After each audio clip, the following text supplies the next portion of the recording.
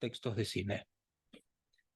E Ignacio Pablo Rico, que en las jornadas del año pasado sobre parentalidad y filiación nos fascinó con sus aportaciones a la comprensión de la filiación de la mano de los cómics y los superhéroes en una ponencia inolvidable sobre Batman. Es docente e investigador en la Universidad Rey Juan Carlos de Madrid, editor del sello editorial A Contraluz y co-coordinador de la revista digital Cine Divergente. Hola, ¿qué tal? Muy buenos días a todos los presentes. Muchísimas gracias por estar aquí con nosotros. Aunque el primer agradecimiento, por supuesto, va para Aina y para Gabriel, que nos ha vuelto a tener en cuenta un año más. Estamos muy contentos de estar aquí en esta apertura de curso.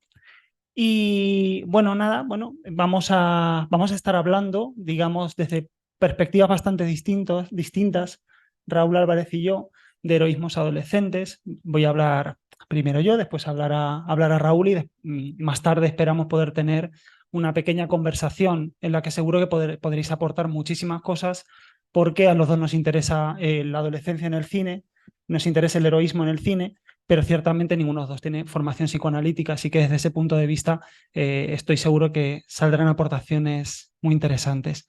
He traído una pequeña presentación que no sé si podemos poner para ilustrar un poco, bueno, dar algunas guías visuales a lo que vamos a comentar. Mi ponencia es la identidad como aventura, superhéroes adolescentes de Marvel en el cine, o sea, nos vamos a centrar siempre en la factoría Marvel, no necesariamente en producciones de Disney, ¿no? Que cuando pensamos en Marvel solemos pensar en Disney. En uno de los casos no es una producción de Disney. Y por otro lado, bueno, decimos en el cine, pero en realidad deberíamos decir en el audiovisual, porque vamos a estar hablando tanto de series como películas. Son unos pocos ejemplos que creo que son bastante ilustrativos de cómo se está abordando el heroísmo adolescente, que es algo que no es un fenómeno nuevo. Ha habido héroes adolescentes prácticamente desde el origen del superhéroe en el cómic, pero es cierto que atravesados por las políticas de la identidad en estos últimos años están cobrando una dimensión bastante distinta, singular, que creo que merece la pena que nos detengamos a analizar, ¿no? Todos los productos que analizaremos son muy distintos entre sí, entonces, bueno, creo que sirven para darnos una panorámica bastante amplia sobre las diferentes modalidades que podemos encontrarnos. Podemos pasar la diapositiva. En primer lugar, bueno, no quiero detenerme mucho en hablar sobre las diferencias entre el héroe clásico y el superhéroe, ¿no? El año pasado, de hecho, hice una larguísima introducción sobre este tema, así que quienes estuvierais presentes ya sabréis un poco por dónde voy, pero en cualquier caso sí que creo que es interesante hacer una pequeña síntesis al respecto, ¿no? En primer lugar, bueno, con respecto al superhéroe, el héroe clásico, recordemos que escribía Campbell y tantos otros que lo han seguido, hacía un viaje circular, por así decirlo, un viaje que comenzaba en lo cotidiano, en el hogar, que volvía a lo cotidiano, pero se inscribía durante ese viaje en una geografía que era completamente mágica y en un tiempo mítico, un tipo de tiempo distinto al tiempo normal, al tiempo de nuestro día a día, al tiempo cotidiano. Con el superhéroe hay una contracción, digamos, de esa dimensión mágica, mítica del tiempo y del espacio. El superhéroe ya es un personaje propio de escenarios urbanos. Y a diferencia del héroe clásico, que es un héroe que existe para ampliar las fronteras del mundo conocido, también para protegerlas, ¿no? Pero para ampliarlas, para llevar a un nuevo estadio muchas veces a las comunidades en las que se inscriben estas figuras heroicas, el superhéroe tiene más que ver, mucho menos que ver, digamos, con ese héroe clásico, ese ampliador de fronteras, ese héroe descubridor, que con el caballero andante, con la figura del caballero andante que también conocemos de la literatura hispánica, ¿no? Es decir, un protector de los desfavorecidos, un protector de todo aquel que necesite protección en general, pero evidentemente una figura que normalmente, porque entonces dejaría de ser un superhéroe, entraríamos a hablar de un antihéroe e incluso de un villano, sin ánimo de quebrar las bases del sistema. ¿De acuerdo? Son, digamos, una modalidad heroica normalmente bastante sistémica, incluso aunque estén fuera del sistema, trabajan de algún modo en la clandestinidad con el sistema. son caballeros andantes, en cierta manera. Por eso digo contra el legado de Prometeo, ¿no? Son héroes que no bajan, digamos, no descubren el fuego a la humanidad, no llevan a un nuevo estadio a la sociedad, son caballeros andantes. Si ha habido una contracción del espacio y el tiempo mágicos y míticos en el superhéroe en general, con el héroe adolescente, con el superhéroe adolescente, esa contracción es aún mayor, porque los confines de su aventura muchas veces se limitan al ámbito de lo doméstico, de lo familiar, de la relación con los padres, de la relación con los amigos del instituto, y a veces a un ámbito aún todavía más restringido y más pequeño, que es el de la propia identidad. De ahí que hablemos de la identidad como aventura.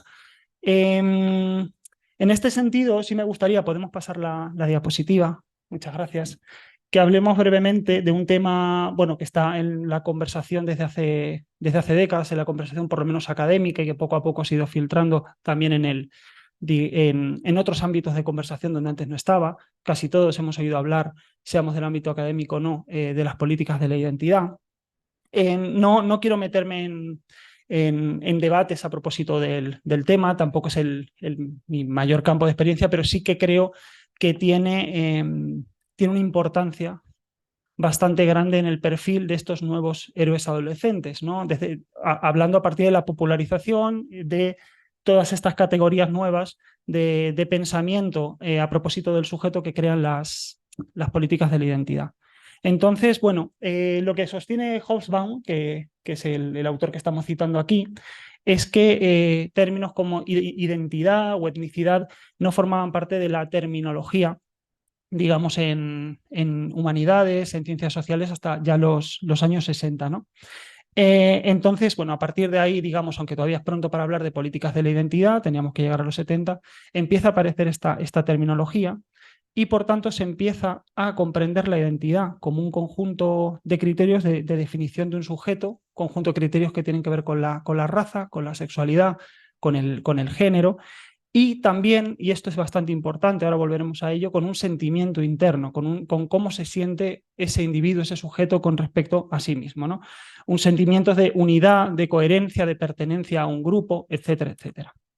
Las políticas de la identidad, entendidas ya como activismo colectivo, basados en la encarnación de experiencias de género, de sexualidad, de raza, de etnia y nacionalidad, aunque ya existiera ese tipo de activismo previo a los años 70 e incluso antes del siglo XX, porque no es nada nuevo. Lo cierto es que en los 70 ya empieza a hablarse de políticas de la identidad con este perfil un poco que estamos comentando de pues, un sentimiento ya muy claro de pertenencia y eso, darle al sentimiento personal, al sentimiento del individuo, a la manera de autodefinirse, autopercibirse del propio individuo, un peso específico que anteriormente no se tenía, ¿no? En los años 80 se vuelve, bueno, ya moneda de cambio y de debate en los diferentes activismos. Y ya a finales de los 70, Aptar Bra, que es una pensadora feminista anglo-ugandesa, establece una crítica bastante interesante a algunas de las cosas, algunos de los problemas que se pueden derivar de las políticas de la identidad. Iba a traerme el libro, iba a leer del libro que queda como más bonito, ¿no? Pero no lo encontraba en casa, como suele pasar, así que, bueno, voy a leeros del PDF que tengo por aquí, PDF totalmente legal, por cierto. Un artículo suyo que está publicado en el libro Otras Inapropiables, que es un libro colectivo que reúne textos de distintas pensadoras feministas. El texto se llama Diferencia, Diversidad, Diferenciación, y ya, fijaros, en un tiempo tan temprano como finales de los años 70, Aptar Bra escribía esto, hablando, en su caso, restringiendo el discurso al movimiento feminista como tal. En el movimiento de mujeres, en conjunto, empezaba a manifestarse de forma paralela a estas tendencias, un creciente énfasis en las políticas de la identidad. En lugar de embarcarse en la compleja pero necesaria tarea de identificar las especificidades de las opresiones particulares, comprender su interconexión con otras opresiones y construir políticas de solidaridad, algunas mujeres estaban comenzando a diferenciar estas especificidades en jerarquías de opresión. Era comúnmente asumido que el mero acto de autodesignarse miembro de un grupo oprimido le investía a una de autoridad moral. Las múltiples opresiones llegaron a considerarse no en términos de sus modelos de articulación, sino como elementos separados que podían ir añadiéndose de forma lineal, de modo que cuantas más opresiones pudiera enumerar una mujer, con más fuerza afirmaba su derecho a ocupar un estrado moral superior. Las afirmaciones acerca de la autenticidad de la experiencia personal podían presentarse como si fueran una guía no problemática para la comprensión de procesos de subordinación y dominación. Así, en ocasiones, declaraciones tintadas de una farisaica corrección política llegaron a sustituir al cuidadoso análisis político. Bueno, creo que queda bastante clara esa perspectiva y de hecho hay otras críticas en la época que van en esa línea y que veremos que se pueden aplicar a ciertos productos que vamos a analizar, sobre todo a uno de los últimos, y es el tema de el hecho de darle al sentimiento, o sea, que el sentimiento evidentemente, la manera en que uno se siente, en que uno se percibe, tiene una importancia, darle una, convertirlo en lo más importante a la hora de definir al propio individuo, lleva a una deformación de alguna manera de esa idea del sujeto liberal, ¿no? de la idea, perdón, de la idea de individuo que trae la subjetividad liberal, y que lo que provoca realmente es una atomización del individuo. O sea, el individuo ya no necesita a nadie para acotarse más que a mí mismo. Nadie me define, mis padres no me definen, mis amigos no me definen, solo yo sé quién soy, ¿no? O sea, no necesito que en la interacción, en el conflicto con el otro, en la relación con el otro, se vayan limando esas aristas y agudezas que todos de alguna manera tenemos, ¿no? Bueno, esa es otra de las críticas que se establecen en este momento. Esto es lo que a mí me gusta llamar supremacismo individualista, ¿no? Y que vamos a ver aplicado a algunos de estos trabajos. Bueno, creo que no lo he comentado anteriormente, pero a propósito de la anterior diapositiva, pero todo lo que vamos a analizar son teen movies o teen series, es decir, pese a ser películas con superhéroes o series con superhéroes, ya normalmente el género no es el superheroico, ¿no? Que tenía unos códigos propios. Ahora son películas de adolescencia que tienen unos códigos en el cine americano muy fijados, códigos que tienen que ver, bueno, sabéis, películas en las que abordan las relaciones o series que abordan las relaciones del protagonista con el resto de personas del instituto. Cada uno en el instituto responde a una tipología diferente, a distintos clichés, incluso arquetipos en muchas ocasiones. Y también, evidentemente, las relaciones familiares, el saberse en una edad en la que uno se encuentra en una crisis entre seguir siendo un niño y dar ese salto definitivo de madurez. Digamos que pese a ser películas con superhéroes, el conflicto central normalmente tiene que ver con todo esto y ahora atravesado, como decimos, por estas políticas de la identidad. Podemos pasar la diapositiva.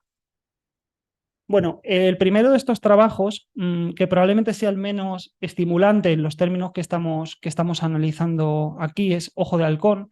Es una serie de Marvel Studios en Disney. Vamos, si tenéis Disney Plus podéis verla. Además es una serie muy cortita, de 6-8 capítulos, si no la habéis visto ya. 6 capítulos, ahora que recuerdo.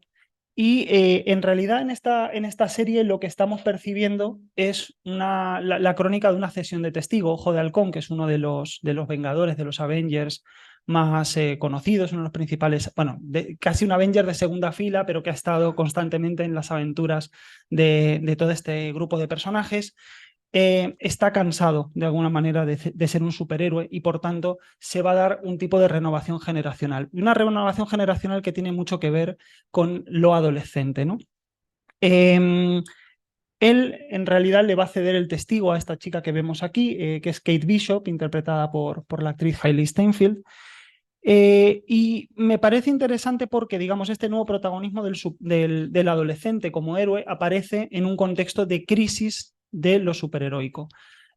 Hablamos de una serie que, digamos, se inscribe, digamos, después del final de toda una serie. Ya sabéis que el universo Marvel es como un universo de ficción en el que unas películas interactúan con otras, todas forman parte, digamos, de un mismo gran relato.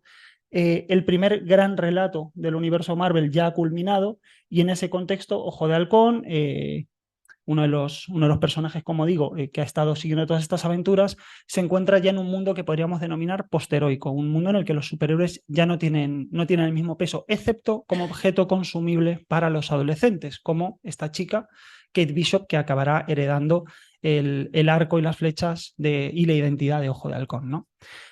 Aquí lo interesante es que la serie, bueno, empieza de una manera muy, muy llamativa porque el personaje asiste a una representación de la batalla definitiva de los Vengadores en forma de musical, ¿no? Y ahí tiene una crisis de ansiedad, o sea, tiene un ataque de ansiedad, no puede terminar de verlo, sale fatal, están sus hijos tratando de calmarlo. Él ya no se identifica con eso, se da cuenta que no sirve para nada en ese mundo. Y esa, yo creo que respuesta un poco ansiógena del protagonista ante esa sobreexplotación cultural de los superhéroes, de las que forman parte, sobre todo la cultura adolescente en todos estos productos, bosqueja una crítica bastante interesante hacia lo superheroico como un universo agotador y agotado, ¿no? Lo interesante es en qué contexto se produce o de qué manera se produce esta cesión de testigo. En realidad, esta chica, Kate Bishop, tiene una destreza especial con el arco, o sea, practica el tiro con arco, ¿no? Entonces, pero en realidad lo que le hace una superheroína es, sobre todo, ser una adolescente, tal cual. Es decir, para ella, ser una heroína, o para la serie, tal como plantea el personaje, es una cuestión de actitud.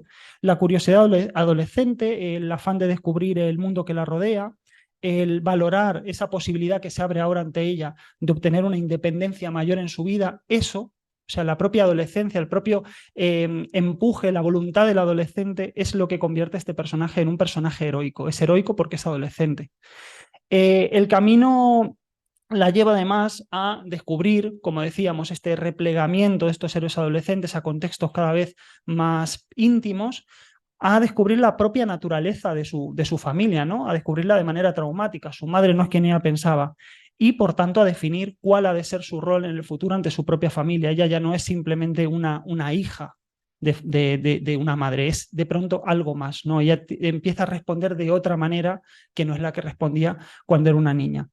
Entonces, a mí me parece especialmente relevante de qué manera simplemente, como decimos, ser un adolescente basta más tener una habilidad especial para ser un superhéroe, ¿no? Porque el personaje además es una, digamos, tipológicamente la manera en que está escrito no tiene realmente grandes diferencias con otras muchas superheroínas, protagonistas adolescentes que hemos podido ver en multitud de películas que no tienen nada que ver con lo superheroico. En este sentido, a mí algo que me parece muy interesante es cómo la película, o sea, cómo la serie, perdón, se amolda a un género como es el de la ficción navideña, ¿no? Bueno, un tipo de ficción, recojo unas palabras de Yago Paris para que tengamos en mente a qué nos referimos con ficción navideña y cómo se relaciona con este viaje de la protagonista. Escribe Yago Paris en Cine Divergente, uno de los arcos narrativos más habituales de las ficciones navideñas gira en torno a la idea de volver a casa a tiempo para celebrar la Navidad. En este tipo de historias, normalmente un problema o una concatenación de inconvenientes impiden, en muchos casos de manera cómica, que el personaje pueda regresar tranquilamente a su hogar. Esto es lo que le ocurre a este personaje, al protagonista que quiere huir de lo superheroico, pero también al adolescente que a través, digamos, de este redescubrimiento que le ofrece el camino del héroe, puede dar ese salto, puede dar un salto de madurez muy interesante e incluso redefinir lo que es para ella su familia. Su familia deja de ser la familia que ella había tenido para, bueno, ya os estoy revelando todo si no habéis visto la serie, lo siento mucho, para convertirse en otra completamente distinta en el contexto además de la Navidad. Es decir, es una ficción de adolescencia muy, muy tradicional en este sentido, ¿no? Su viaje, por tanto, ¿no? Yo creo que suelen moverse en suelen bascular entre dos conceptos y a veces incorpora los dos y a veces no, este tipo de productos, que son el de autoconocimiento y el de maduración. En este caso hay autoconocimiento porque hay un redescubrimiento de uno mismo, de la propia familia, del rol que cumple en esa familia, de la manera en que se relaciona la heroína con sus propias expectativas de futuro y con las expectativas que los otros tienen de ella, pero a la vez hay una maduración porque el personaje elige de alguna forma, toma una decisión, aunque es una decisión terrible en más de un sentido, pero traumática, ¿no? Podemos decir, pero que la lleva efectivamente a un nuevo estadio, ¿no? Podemos pasar la diapositiva. Esta es una de las más interesantes, la serie Miss Marvel. de las 3 heroínas que se han presentado hasta ahora en el universo cinematográfico Marvel entre 2021 y 2022 en formato serie para Disney Plus. La protagonista, bueno, es Kamala Khan, es una chica, de hecho, creo que el año pasado habíamos mencionado esta serie, ahora le vamos a dar otro enfoque. Kamala Khan, que es una chica adolescente de ascendencia pakistaní, musulmana, ella misma y su propia familia. Y bueno, aquí me gustaría destacar en primer lugar cómo de alguna manera la serie se acerca al personaje y nos acerca a nosotros a un universo adolescente. Aquí sí que vemos una serie de adolescentes totalmente codificada, el día a día en el instituto, la relación con los padres en casa, y se une algo muy interesante que es el uso de unos recursos visuales que remiten a las aplicaciones de smartphone, ¿no? Aparecen a veces los diálogos en forma de bocadillos como de WhatsApp en la pantalla, los propios movimientos de cámara muchas veces apelan a ese uso de las aplicaciones, ¿no? Como decía, Kamala es una adolescente de origen pakistaní que hereda de sus antepasados unos poderes que la acaban convirtiendo en una extraña para sí misma. ¿Y cuándo los hereda? Pues en la adolescencia. Ella también es habitante de un mundo claramente posteroico, como lo era Kate Bishop, y por tanto es parte, como todo adolescente del mundo Marvel, de un entorno que consume a los superhéroes, que ya ve al superhéroe como parte de una cultura de consumo. Luego, claro, ella tendrá su propia oportunidad de convertirse en superheroína. La novedad que se introduce para mí con este personaje con respecto al de Kate Bishop, si decíamos que a Kate Bishop lo que le hacía ser una superheroína era la voluntad del adolescente, es que el origen de sus poderes sobrenaturales está ligado de una manera poética a los cambios que la pubertad introduce en su cuerpo. Ella, sus brazos y sus piernas se estiran de manera completamente incontrolable. De pronto el cuerpo, su propio cuerpo es algo que no es capaz de reconocer. Otros poderes, bueno, lanza rayos y cosas así, ¿no? Responden también a esta idea. Es un personaje que no puede controlar su cuerpo, no reconoce su propio cuerpo, y creo que aquí hay un signo bastante interesante. Y por otro lado, ese viaje heroico de Kamala, ¿no? Que está descubriéndose a sí misma, descubriendo los límites y las posibilidades, que aquí está lo más importante, de su propio cuerpo, ¿no? El cuerpo adolescente, de nuevo, como en el otro caso podríamos decir la voluntad adolescente, en este caso el cuerpo adolescente como superpoder. Ella tiene un viaje heroico que es particularmente doméstico, incluso más que el de Kate Bishop, ¿no? Que es un personaje que al final se interna en espacios desconocidos. En este caso está completamente su aventura ligada al entorno. Ella es una chica, además, que tiene, bueno, que digamos de alguna manera se siente dentro de los términos en los que hablamos de las políticas de la identidad, oprimida por dos fuerzas distintas. Por un lado está la propia familia, con una cultura islámica que a ella le resulta una persona que está pasando por la adolescencia, ¿no? Que está con todo este tema de eclosión hormonal y demás, le resulta pues, opresivo los ideales de su familia, pero por otro lado también está esa idea de verse como una extraña en el propio instituto, ¿no? Donde la perciben como una chica pues, musulmana, como una rara avis, digamos, en ese contexto, ¿no? Está, digamos, de alguna manera en dos focos, como digo aquí, de presión cultural, que tienen que ver efectivamente con que lo que define al personaje principalmente en la serie, con lo que se decide que define al personaje, es con su adscripción, primero étnica, y por el otro lado con su adscripción religiosa, con el hecho de ser musulmana. Podríamos afirmar, además, que Kamala Khan es una manifestación clara de eso que Dubois y después Paul Gilroy llamaban doble conciencia, es decir, la tensión psicológica y emocional del personaje entre su cultura originaria y la sociedad en la que ella busca integrarse, ¿no? Y es curioso que este tipo de ideas, sobre todo, bueno, las encontremos una y otra vez también en los cómics en superhéroes adolescentes, en superhéroes que están creciendo, que están aprendiendo a conocerse, a entenderse en ese mundo y que de pronto se ven, no saben cómo crecer. Yo creo que ahí está el gran conflicto que encontramos en muchos momentos y que hallamos aquí. ¿Qué posición, más allá del dominio de mis poderes, más allá de empezar a entender mi cuerpo, qué posición tengo que tomar ante todos los demás? ¿Qué posición tengo que tomar ante esa sociedad en la que intento integrarme pero me rechaza? ¿O ante esa familia que tiene unos valores con los que me cuesta identificarme? Bueno, Esta también es una historia de autoconocimiento y maduración, ¿no? Porque ella aspira y acaba comprendiendo quién es dentro de su ámbito familiar. De hecho, el personaje, curiosamente, hace un viaje en el tiempo y pensamos, bueno, un viaje en el tiempo, entonces se inscribe ya de nuevo en el tiempo mágico del heroísmo clásico, ¿no? En realidad es que es un viaje en el tiempo que es un viaje a través de la historia de su propia familia. De nuevo, o sea, hay un replegamiento totalmente al ámbito doméstico. Viaja en el tiempo, viaja a Pakistán, sale de donde ella vive para viajar a Pakistán, pero lo hace en realidad para seguir de alguna manera los pasos de su familia. Todo se produce dentro del ámbito de lo doméstico. Y aquí podemos, bueno, hablo de armonización generacional en realidad porque la madurez del personaje pasa por eso, ¿no? Por entender por entender sobre todo a su familia. Digamos, con la sociedad no se va a llegar a entender muy probablemente, pero eso es típico de cualquier superhéroe en el fondo, pero sí tiene que haber una comprensión con su propia familia. El resultado de este viaje en el tiempo efectivamente es entender por qué su familia es como es y tratar que tanto ella como sus padres den un paso adelante para comprenderse los unos a los otros, ¿no? Podemos pasar de diapositiva. Este para mí, la película Spider-Man cruzando el multiverso, que se ha estrenado hace muy poquito, la podíamos ver en cines este verano, no forma parte de lo que llamamos el universo cinematográfico Marvel, pero parte de un personaje que sí es de Marvel, como es Spider-Man. Probablemente me parece el caso más problemático de todos los que vamos a analizar en muchos sentidos, ¿no? En este caso, además, tenemos una historia de aparente autoconocimiento, pero no de maduración, pese a que esté planteada de esa manera. Hasta el punto que podemos decir que es una oda pura y dura a la inmadurez adolescente.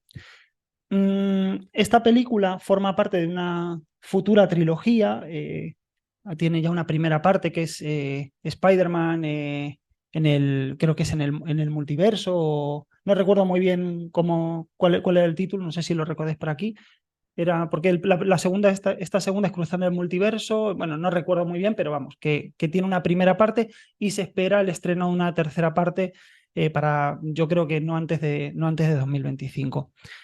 Así que, bueno, como siguen las correrías de un mismo personaje, probablemente haya cosas que estemos concluyendo erróneamente sin ver cómo acaba este, pero sí que se apuntan algunas direcciones que yo creo que son bastante peculiares, ¿no?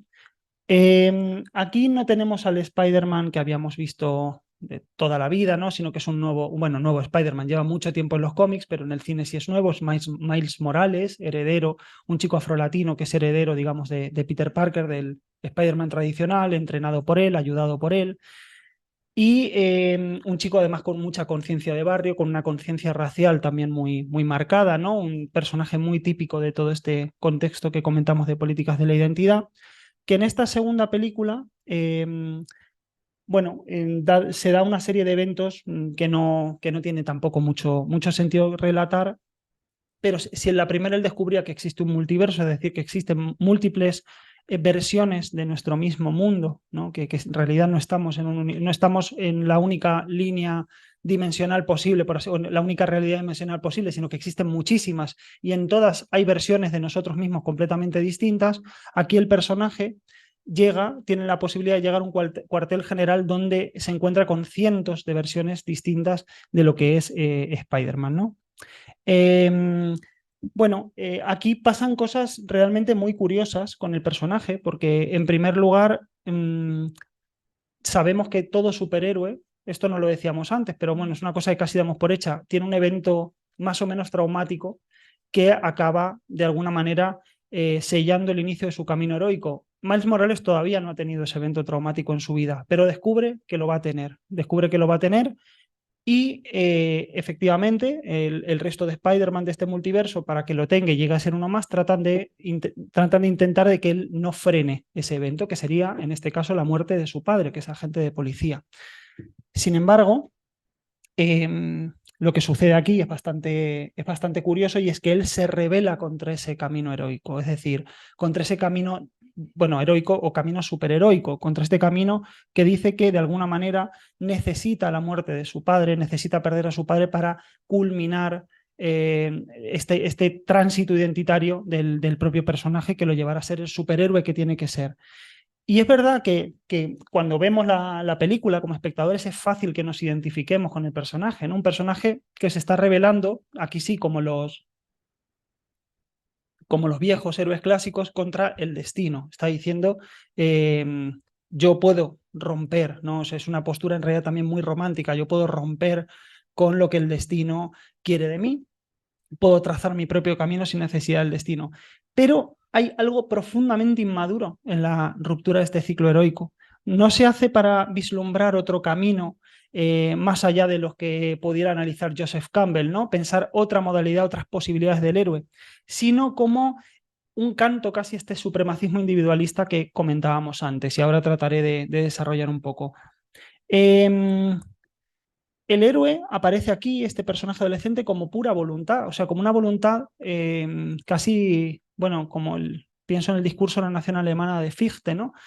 Capaz de someter al mundo mismo con su voluntad, capaz de cambiarlo todo. Él no necesita, él puede trazar su propio camino más allá de lo que le está predestinado, pero además tiene la conciencia que puede ser un héroe simplemente por tener poderes heroicos, lo cual es un discurso, como digo, bastante problemático, ¿no?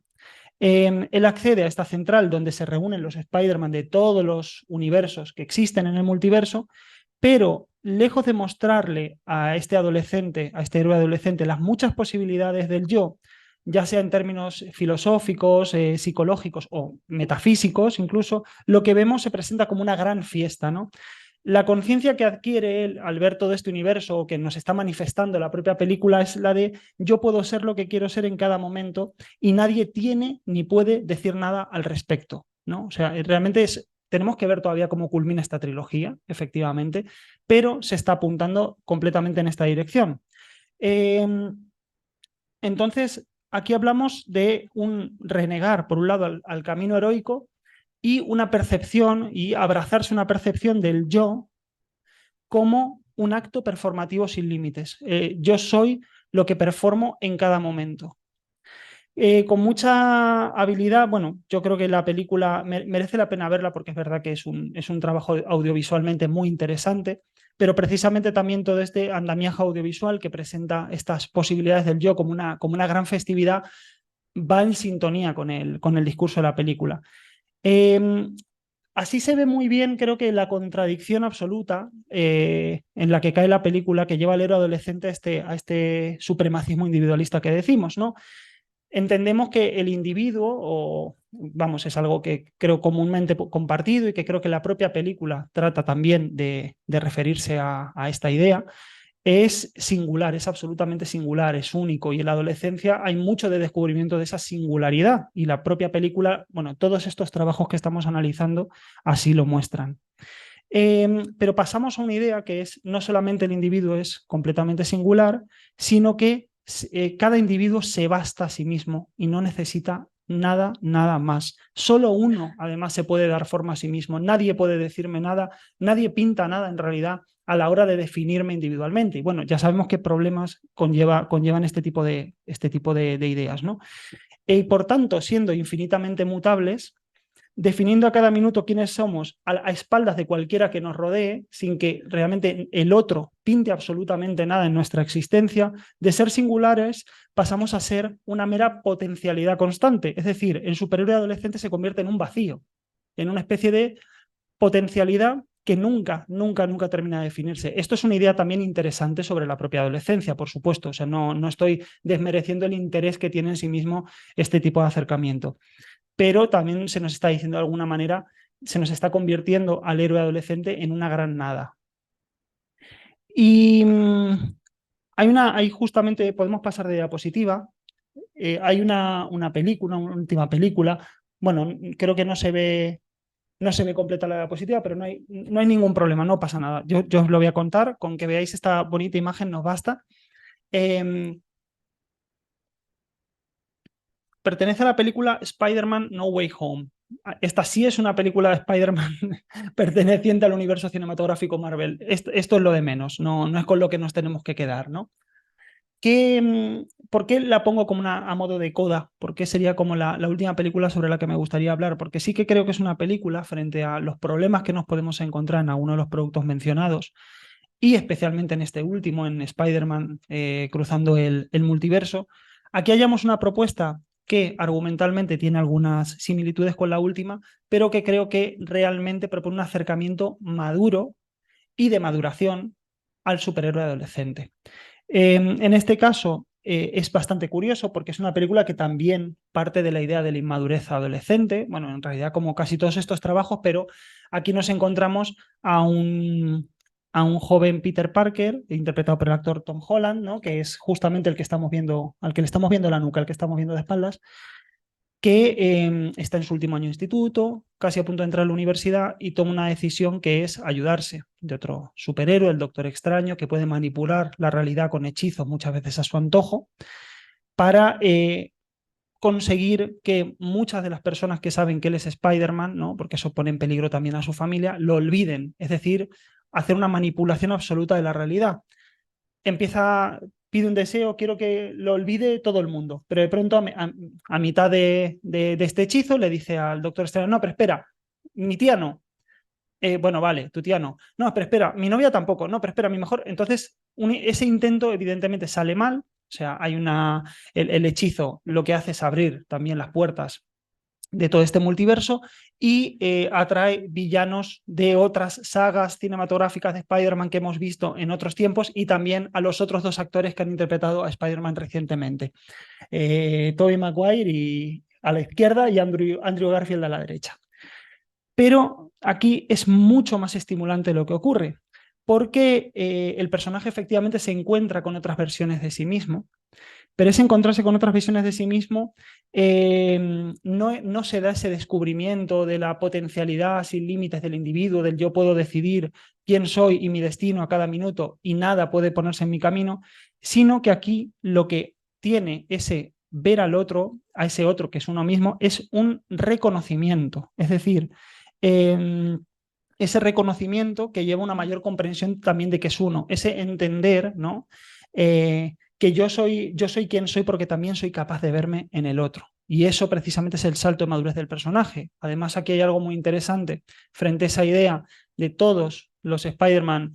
Bueno, hay múltiples posibilidades de Spider-Man y ninguna tiene por qué parecerse a la otra y cada cual puede elegir. Aquí nos encontramos con un discurso completamente distinto que es un discurso mucho más esencialista, es decir, todos los Spider-Man son distintos, todos los Spider-Man son singulares, han tenido distintas experiencias, pero hay algo que en esencia los hace el mismo, ¿no? Una idea muy bella de reconocerse en el otro, porque al final se nos está diciendo, más allá de que sean los tres en cierta forma el mismo personaje, y que esto ya, bueno, hay un discurso metacinematográfico que puede ser interesante, se nos está diciendo que en realidad compartimos mucho más de lo que creemos con los otros y que si no somos capaces de reconocernos en ellos, de vernos reflejados en ellos, en realidad estamos completamente perdidos, ¿no? Por tanto, esto lo lleva también a una mayor comprensión, a diferencia del anterior Spider-Man del que hablábamos, de cuáles son los límites de su agencialidad, ¿de acuerdo? Es decir, de cuánto hay que no puede cambiar de sí mismo, pese a querer cambiarlo, de cuánto cuánto hay una aceptación de ese pobre material del que todos estamos hechos. Me gustaría poder ser otro, me gustaría poder transformarme, performarme a cada momento, pero tengo que aceptar que soy quien soy, que el mundo es el que es y que hay unos límites que no puedo romper. Y además hay algo interesante y es que este Peter Parker también en un ejercicio de inmadurez, como decíamos al principio, trata de cambiar las cosas, trata de moldarlas a sus deseos personales sin tener que ceder nada de sí mismo, ¿no? Simplemente con un hechizo para que todo acabe siendo como él pretende. Pero precisamente eso es lo que lo lleva a una tragedia de dimensiones cósmicas y aquí sí a la pérdida de su tía May. De nuevo, lo siento muchísimo para quien no haya visto la película y por tanto a su culminación de ese camino que lo convertirá en el Spider-Man que todos conocemos. Hay una lección que en el fondo es muy generacional, ¿no? Creo que es un mensaje directo al Zoomer, en realidad a la generación Z, y es que las personas muchas veces, o sea, ojalá siempre pudiéramos ser lo que queremos, pero a veces acabamos siendo simplemente lo que podemos, y es gracias al trato con los demás, al conflicto, es decir, a un tipo de relaciones que no siempre son fáciles, es como el adolescente forja su carácter y acaba convirtiéndose en un adulto, limando sus aristas gracias y a través del otro. En Entonces, bueno, aquí vemos creo que perfectamente el choque entre ese supremacismo individualista de atravesando el multiverso de la anterior película de Spider-Man que comentábamos y de esta que realmente es un relato de maduración y de autoconocimiento, yo creo que escrito con bastante inteligencia. Bueno, nada, realmente esto quería utilizarlo como coda, como último ejemplo de lo que nos podemos encontrar. Si la adolescencia en términos distintos a la infancia, pero esto es algo que no me corresponde analizarlo a mí, como decía, espero que luego podamos conversar un poco, es el terreno de la potencialidad en el que se abren un millón de caminos a nuestro alrededor para nosotros mismos como individuos. La idea de que solo cuento yo, de que solo yo me defino, yo solo acoto mis límites, acaba siendo notablemente, creo que, peligrosa. Y estas ficciones, muchas de estas ficciones sucumben a menudo ante esa complacencia de una mirada adolescente, creo que alienada, ¿no? Eh, Uy, perdón, casi que era una catástrofe aquí en directo. Eh, entonces, bueno, nada, realmente esto es lo que os quería contar fundamentalmente, ¿no? Le voy a dejar ya paso a Raúl para que después nos dé tiempo a charlar un poquito y muchísimas gracias por haber venido, por escucharme.